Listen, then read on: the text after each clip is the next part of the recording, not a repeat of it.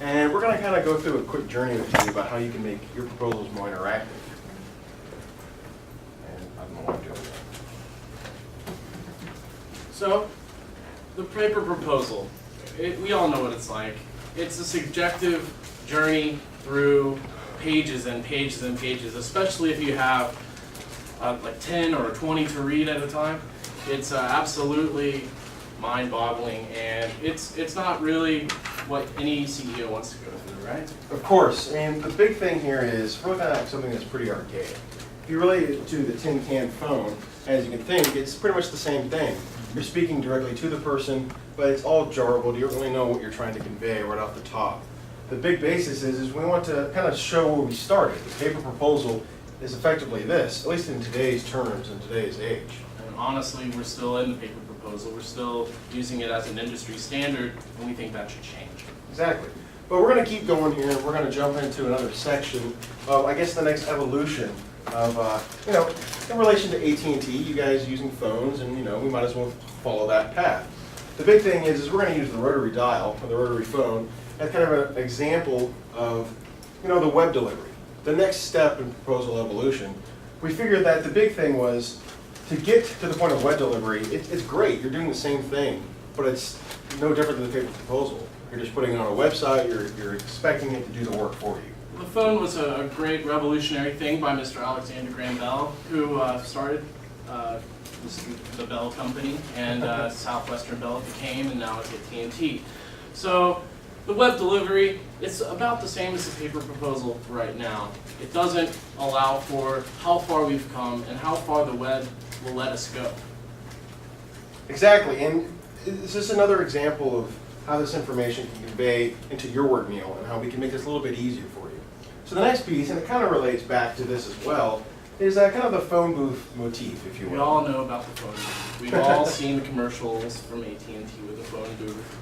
And it was a way for contacting anyone from anywhere, right? Exactly. Just like the rotary dial or like the farther invention of the phone, it allowed you to connect with people at a further distance. It's the same kind of thing with that web delivery method. You're going to meet more people, you're going to attract more people with your proposal, but the problem is you're still relating to that. Can't really see them, no real connection, there's not a whole lot of depth behind it. Exactly. Distance between you and who your customer is. The proposal is that distance, and we want to make that distance up by changing the way proposals are made and used. So exactly, like this is kind of the next evolutionary step point, and we're going into devices. This is something we have all talked about. Perfect example, Dr. Rain's iPad right here. You want to put a, you put a proposal on it. You want to look at it, you want to check it out, but Use the video part. exactly.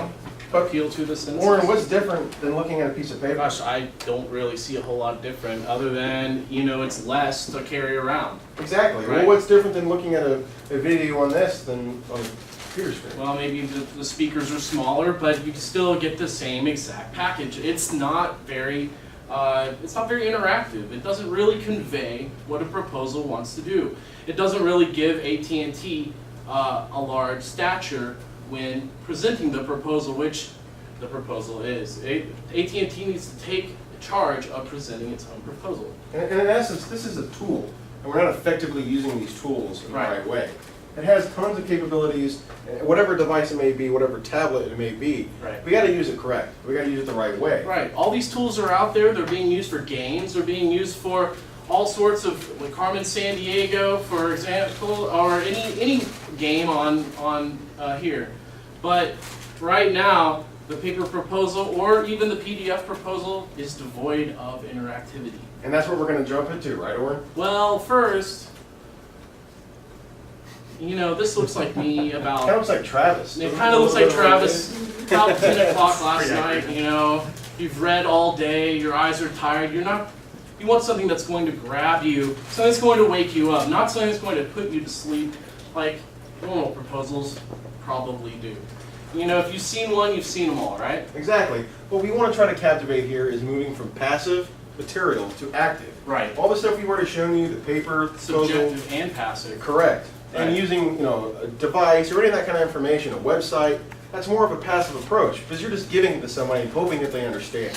Right. What we want to do is make it active to where you physically interact with all the The content. AT&T is representing itself as a company that has far-reaching standards and thinks about the future to reach these high-tech clients, these clients who expect more from AT&T because they see AT&T as an industry leader.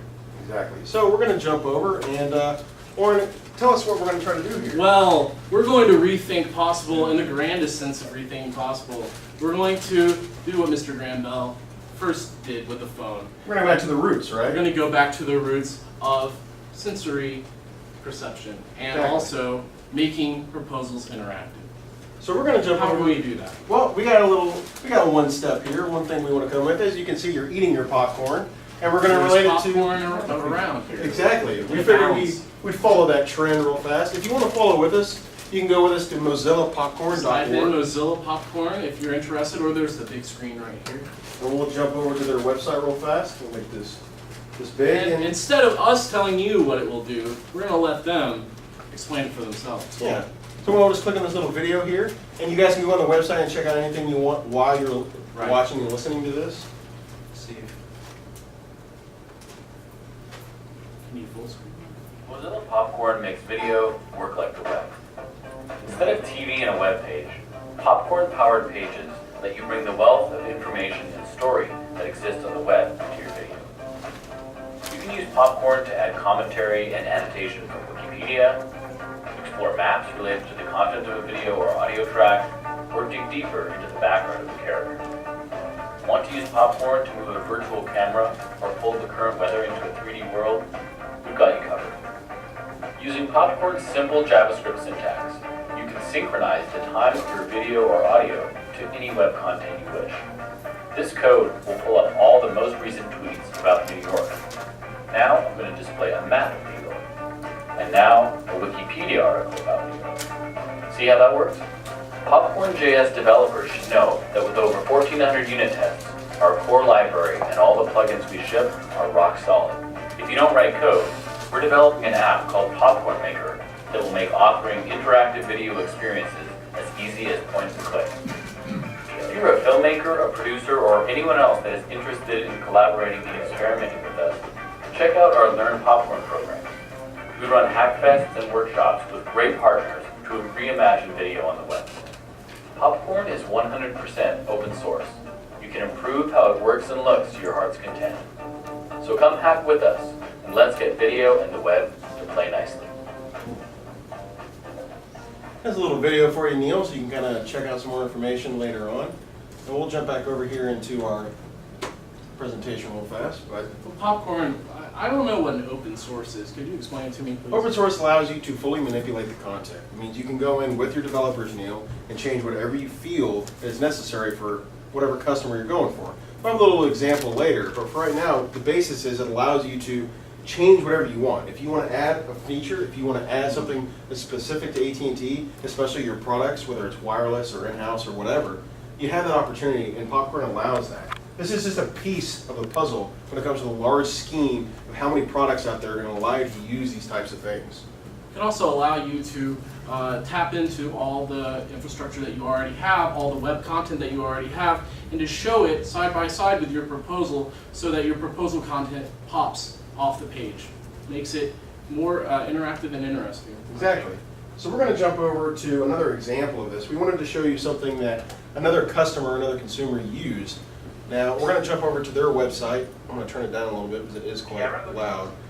An individual went on here and used Popcorn to devise a way to kind of look around a specific city. So it goes, public spaces. This allows you to check out And you can specific. see history upon, you can check out any part and it will give you live feeds, live pictures. Let's go to another. So let's go over to the digital mile real fast. Yeah. Sorry.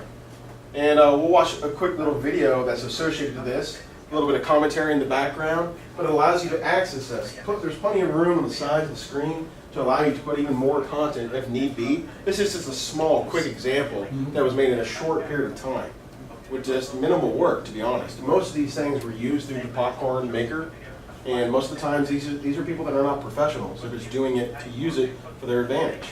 Right, and as you can see, relevant ideas and relevant stories will pop up. You can link it to Facebook, you can link it to Flickr, you can link it to any web content that you can imagine. So that is Here it is on Google Maps. You can go down to the street view, walk around if you want, check out the city, check out what this guy's talking about. You can hear it. It appeals to all the senses because you're interacting with it. And what does that mean? If you're interacting with it, you're going to retain it all. And you're going to be engaged. You're going to be engaged. You're not going to be sleeping. Like Travis in the back. Right. So we'll jump over. Oh, actually, I want to exit out of that. So we can go back in. And So how does this relate to AT&T in a business sense? Well, it's instant.